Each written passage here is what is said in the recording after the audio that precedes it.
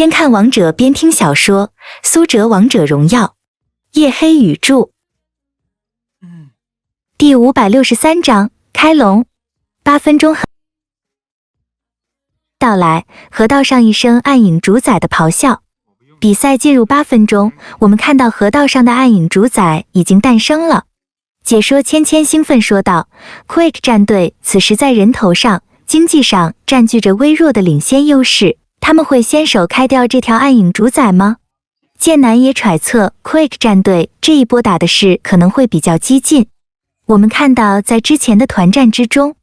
Quake 战队已经开始呈现出压制的姿态了。Prime 战队现在打团明显不是 Quake 战队的对手。Prime 战队还真的未必就能打得过 Quake 战队，但 Quake 战队的打法向来比较稳健。现在总体来讲 ，Quake 战队的经济领先还不多。看看 Quake 战队究竟是想要速战速决，还是准备稳妥求发展。一番分析过后，比赛已经进入了8分15秒。Prime 战队旺财的辅助白起在河道上看了一次，但 Quake 战队还没有形成对暗影主宰的包夹之势。看样子 Quake 战队并不急着拿下这条主宰啊，咱们要拿吗，队长？旺财低声询问苏哲的意见，同时目光瞥向苏哲。苏哲琢磨了一下，摇头道：“现在先不要拿，先看看 Quake 战队的行动。”但在苏哲说话的同时， Quake 战队快速扑向了暴君，这已经是全场比赛的第3条暴君了。这个时间点进攻第3条暴君的速度是非常快的。Quake 战队的赵云突进戳起，太乙真人跟上一个爆炸，边路的刘邦冲过来打出伤害，中路的杨玉环甚至都不需要过来补足伤害。第3条暴君就已经被拿下了。苏哲百里守约的眼位其实是捕捉到了 Quake 战队的这波偷龙，但就算看到了再赶过来也来不及。第3条暴君刷新的时间点，两波战队都已经发育起来，这个时候无论是哪一边进攻暴君都是一瞬间的事情。于是在 Prime 战队还在盯防暗影主宰的时候， Quake 战队反而拿下了暴君，又是一波经济差距。 Quake 战队温水煮青蛙一样将经济差距拉大，注意补足经济，不要被对方滚雪球。看到暴君被拿下的消息，苏哲连忙提醒道：“现在 Prime 战队的当务之急是将经济上的差距补起来，来应对随时都有可能爆发的下一场团战。但 Quake 战队这边现在保持着防御塔上的优势，又有太乙真人这种能够无中生有的 bug 级别的辅助，从这2方面上来讲 ，Prime 战队很难占到优势。更何况在比赛进入8分钟之后， Prime 战队的辅助位旺财就得时刻盯着河道上的暗影主宰。一旦 Quake 战队有开龙的趋势， Prime 战队必须第一时间过来阻拦和骚扰。但正因为这一点， Prime 战队反而被 Quake 战队牵制住了。Quake 战队来来回回在暗影主宰的面前经过了不少次，每次都对着暗影主宰撩而不打，只是轻轻的 A 一下带起暗影主宰的被动，但却不进攻开龙。这一点就非常体现 Quake 战队的老谋深算。这样 Prime 战队就被 Quake 战队牵制的死死的，别人不说，旺财的白起就得一次又一次的往河道上龙坑的位置跑去，就算明知道 Quake 战队有可能是狼来了，但哪怕是一个微小的可能性 Quake 战队要开龙， Prime 战队也必须要确认一下才行。因为现在的一条暗影主宰实在是太伤了，一旦被 Quake 战队抢到暗影主宰，那么 Prime 战队基本上可以放弃抵抗了。就这么一直拖延， Quake 战队足足拖延了2分钟，直到河道上的黑暗暴君已经诞生，这条暗影主宰还是没有被开。但这一手猥琐的撩人却拖得 Prime 战队疲惫不堪，旺财气得恨不得破口大骂，这 Quake 战队太他娘的恶心了，这种不要脸的招式居然也能使得出来。而在 Quake 战队发育的同时，他们的边路刘邦始终在尝试着推塔，刘邦的推线能力实在不俗，短短几分钟的时间已经将兵线几次推到了2塔附近。Prime 战队在 Quake 战队的拖延战术之下显得很有压力，但现在却偏偏无法去主动先手开团。转眼比赛进入第13分钟，场上唯一的变化就是 Quake 战队磨掉了 Prime 战队的下路一塔，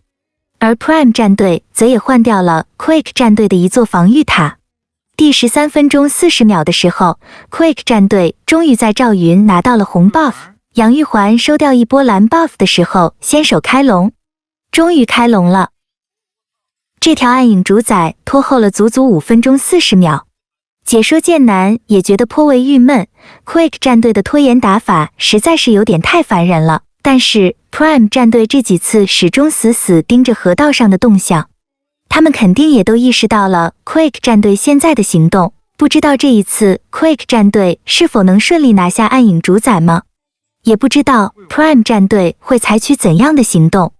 而 Prime 战队果然第一时间看到了 Quake 战队进攻暗影主宰的信息，随后立即朝着暗影主宰冲来，沉寂了已久的团战一触即发，现场观众也从昏昏欲睡的状态下猛地打起了精神。抢龙了，这可能是本场比赛最关键的一场战役。解说芊芊瞬间进入状态，对战场上两支战队的情况做出了分析。我们看到 Quake 战队打得非常聪明，他们没有急着 rush 掉这一波暗影主宰，他们相信暗影主宰一定在 Prime 战队的监控范围之内，所以显示频繁的触发暗影主宰的被动，但技能全都留在手里。剑南点头道，是的，这可以看作是 Quake 战队的另一种叫团的办法，强迫 Prime 战队过来开团，这说明 Quake 战队有着必胜的把握。说到这里 ，Prime 战队已经入场 ，Quake 战队的杨玉环反应非常迅速，直接给出控制技能先手开团。但 Prime 战队这边也有反先手的高手，旺财的白起没有犹豫，一个召唤师技能闪现加大招闪现的双位移超远距离拉人，直接吼中了 Quake 战队的赵云、太乙真人、杨玉环和苏烈4个人，大中4个人。旺财这波操作可以说是超神了。旺财的白起反先手控制住了 Quake 战队的4个人，这一波操作非常关键，给 Prime 战队争取了宝贵的优先权。剑南激动地喊道，但白起的这波操作有一个缺点，那就是他的位移距离太长了，给出了召唤师技能闪现和大招的2个位移，这让他的队友很难跟上，让他自己与队友出现了一个很轻微的脱节。但话音未落，远处一声枪响，百里守约，长歌的百里守约放了个冷枪，直接打中了杨玉环，杨玉环的血量迅速减少。Nice 啊！长歌的百里守约射程足够远，完全可以跟上这波白起的操作。这个阶段白起的大招时间很长，百里守约应该是可以打出2枪的伤害的。芊芊喊道。事实也的确如此，苏哲的百里守约抬手就是2枪，百里守约的经济一直没有落后，再加上杨玉环是个脆皮，这2枪下去，杨玉环的血量已经剩余不多。这时 Tiger 的嬴政远程放大 ，Lucky 的杨戬快速突进，这一波 Prime 战队打得很有章法，很有可能先手秒掉杨玉环。而一旦将杨玉环击杀，基本上就相当于限制住了 Quake 战队的大套路。Lucky 的杨戬哮天犬扔出，直接狗中了杨玉环。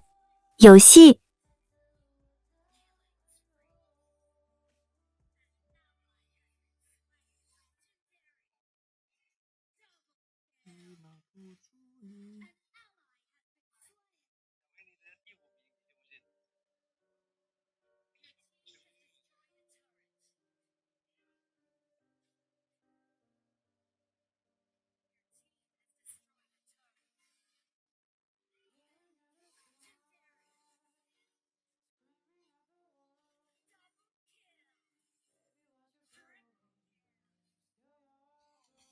！7分钟一把，